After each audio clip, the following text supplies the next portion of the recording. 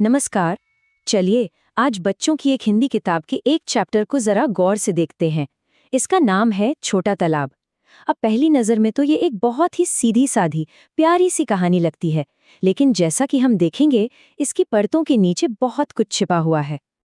क्योंकि असल में ये सिर्फ एक तालाब की कहानी है ही नहीं, ये अपने आप में एक पूरी दुनिया है और ये हमें देखना, सोचना और महसूस करना सिखाती है। तो चलिए इसकी गहराई में उतरकर देखते हैं कि आखिर इसमें ऐसा क्या खास है। तो कहानी की शुरुआत होती है एक बेहद शांत और साधारण सी जगह से। किताब हमें बताती है कि इस जगह का नाम ही छोटा तालाब है। जरा इस पहली लाइन को देखिए, कितनी सरल और सीधी, और इसी सादगी से ये तालाब हमारी कहानी का हीरो बन जाता है। ये एक ऐसी दुनिया है जिसकी अपनी एक पहचान है। अच्छा, तो आप जरा और गौर से देखते हैं। ये छोटा सा तालाब देखते ही देखते एक हलचल भरे समुदाय में बदल जाता है। ये सिर्फ पानी का एक छोटा सा हिस्सा नहीं है, ये तो जिंदगी से लबालब भरा हुआ है। किताब एक के बाद एक यहाँ के रहने वालों से हमारी मुलाकात कराती है। जमीन पर रेंगने वाले केंचुए और सांप हैं, तो किनारे पर चलने वाले केकड़े और पानी में छप्पाक से कूदते मेंढक भी। और फिर वो छोटे छोटे जीव भी हैं जो इस पूरे माहौल को पूरा करते हैं। हवा में उड़ती हुई तितलियां, पेड़ों पर खुदकती गिलहरियां और जमीन पर अपनी लाइन में चलती चींटियां। हर किसी का अपना एक जरूरी रोल है यहाँ। और ऊपर पेड़ों पर और आसमान में देखें तो पक्षियों की भी एक पूरी दुनिया है। कौवे, मैना, तोते और यहाँ तक कि किंगफिशर और फाख्ता भी। मतलब साफ है, ये तालाब एक सेंटर पॉइंट है जो हर तरह के जीवन को अपनी ओर खींचता है। और यहीं पर कहानी हमें रुक कर सोचने पर मजबूर करती है। पाठ के आखिर में ये सवाल पूछा जाता है, मतलब हमें सिर्फ ये नहीं देखना है कि क्या है, बल्कि ये भी सोचना है कि ऐसा क्यों है। ये हमें सतह के नीचे छिपे इकोलॉजिकल कारणों के बारे में सोचने के लिए उकसाता है। कहानी सिर्फ ये नहीं बताती कि यहाँ परमानेंट कौन रहता है, बल्कि ये भी बताती है कि कौन यहाँ घूमने आता है। और यहीं से समय और बदलाव का आइडिया हमारे सामने आता है।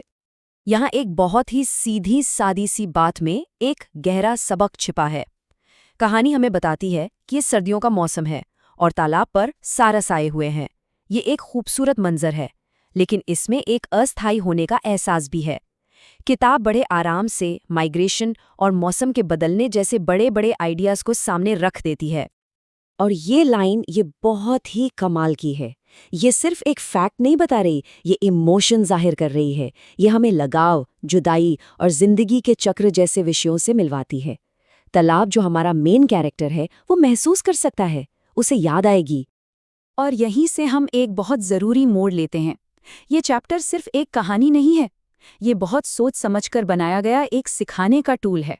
और असली सबक कहानी के पन्नों के ठीक बाहर छिपा हुआ है। देखिए, ये सवाल कहानी के अभ्यास में नहीं, बल्कि टीचर्स के लिए दिए गए नोट्स में है। और अचानक से छोटे तालाब की कहानी पर्यावरण बचाने की एक बहुत बड़ी चर्चा बन जाती है। ये एक छोटी सी जगह से निकलकर पूरी दुनिया की बात होने लगती है, जो बच्चों को अपनी जिम्मेदारी के बारे में सोचने के लिए प्रेरित करती है। लेकिन असली राज तो अब खुलने वाला है। टीचर के नोट्स में एक और हिदायत है। ये कहानी के एक चित्र में छिपी एक बहुत छोटी सी डिटेल की ओर इशारा करता है। एक बच्चे ने सुनने की मशीन पहनी है और दूसरे ने चश्मा लगाया है, और ये कोई इत्तेफाक नहीं है।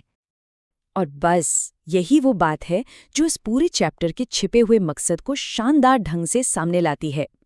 पाठ का मकसद सिर्फ पर्यावरण के बारे में सिखाना नहीं है, ये इंसानी हमदर्दी के बारे में है। इसका मकसद बच्चों को अलग अलग ज़रूरतों और हालात से वाकिफ कराना है, ताकि वे एक दूसरे के लिए ज़्यादा संवेदनशील बन सकें। सोचिए, एक तालाब की कहानी के जरिए किताब हमें मिलजुल कर रहने और एक दूसरे को समझने का कितना शक्तिशाली सबक सिखा रही है। तो सवाल ये है कि किताब इतने बड़े बड़े आइडियाज़ बच्चों तक पहुंचाती कैसे हैं? जवाब है, बहुत ही चालाकी से डिज़ाइन की गई एक्टिविटीज़ और अभ्यासों के जरिए, जो बिल्कुल खेल की तरह लगते हैं। चलिए इसे समझते हैं। ये जो पहेली है ना, जिसमें पक्षी को घोंसले तक पहुंचाना है, ये सिर्फ एक खेल नहीं, बल्कि प्रॉब्लम सॉल्विंग की एक एक्सरसाइज है। नामों को तस्वीरों से मिलाना, इससे वोकैबुलरी मजबूत होती है और अक्षर अक्षर पर पेंसिल फेरने से लिखने की और मोटर स्किल्स की प्रैक्टिस होती है। यानी हर एक्टिविटी का एक गहरा मकसद है। तो अगर हम एक कदम पीछे हटकर देखें तो हमें सीखने का एक पूरा रास्ता दिखाई देता है। ये शुरू होता है देखने से, यानी ऑब्जर्वेशन से। फिर ये हमें सोचने यानी विश्लेषण करने की ओर ले जाता है। इसके बाद ये बच्चों को बड़े आइडियाज से जोड़ता है और आखिर में सीखी हुई बात को असल दुनिया में लागू करने के लिए कहता है। तो कुल मिलाकर बात यह है कि छोटा तालाब सिर्फ एक कहानी नहीं है, ये एक पूरा सिस्टम है। ये बड़ी खूबसूरती से प्रकृति, हमदर्दी और भाषा के सबकों को एक साथ पिरोता है और एक सीधे साधे दिलचस्प पैकेज में सीखने का एक पूरा अनुभव देता है। और ये हमें एक आखिरी सवाल पर लाकर छोड़ देता है। अगर एक साधारण से तालाब की कहानी में इतना कुछ छिपा हो सकता है, तो बच्चों की उन अनगिनत किताबों में और कौन-कौन से गहरे सबक छिपे होंगे जिन्हें हम अक्सर बस यूं ही पलट देते हैं। शायद अब वक्त आ गया है कि उन पर एक और नज़र डाली जाए।